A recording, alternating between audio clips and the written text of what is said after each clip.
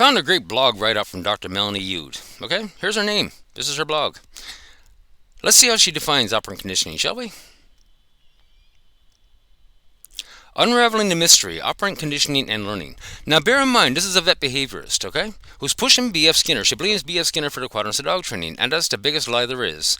I'm going to get into Conrad most as it pertains to doctors like Melanie, and I'm not just picking on Melanie, there's a whole lot of vets that I'm going to go after. Operant conditioning, a concept pioneered by psychologist B.F. Skinner in the mid-20th century, plays a significant role on how we and our pets learn. This is absolutely correct. However, it revolves around four quadrants: positive reinforcement, negative reinforcement, positive punishment, negative punishment. Now let's look at how Skinner himself defined operant conditioning, because that has nothing to do with operant conditioning. A very different process through which a person comes to deal effectively with a new environment is operant conditioning.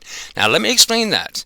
Every time you meet something new in the environment, and you're not sure about it, guess what? Your cortisol levels and adrenaline levels are going to go up, putting you on a precipice of fight or flight. Now, at that point, you need to rationalize through, is this thing worthy of being afraid of? Now, or should I go fight or flight, or can I make it not a big deal? Once you get through that rationalization process, you can either turn it into a positive consequence, make it not a big deal, become socialized to it, or it's going to become a negative consequence, and you're going to run away from it, you're going to flight from it. And the moment that you decide whether it's positive or negative is going to stay with you, and that becomes part of your operant conditioning.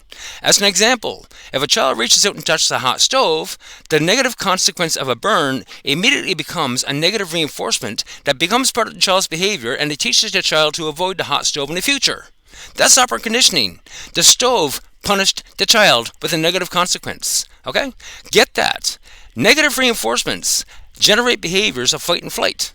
This is another thing we're going to get into with Dr. Melanie, because her definition of negative reinforcement is out to lunch. Okay?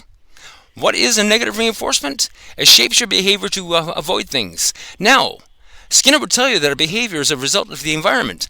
It's the environment, something in the environment that punished the child. The stove punished the child. Okay? The child has already been punished, but they're telling you to reward that punishment or layer on the punishment and make it make sense to me. Okay? We're just getting started. These lies need to stop, because enough dogs have died already, and they keep pushing more and more dogs dying because they're lying.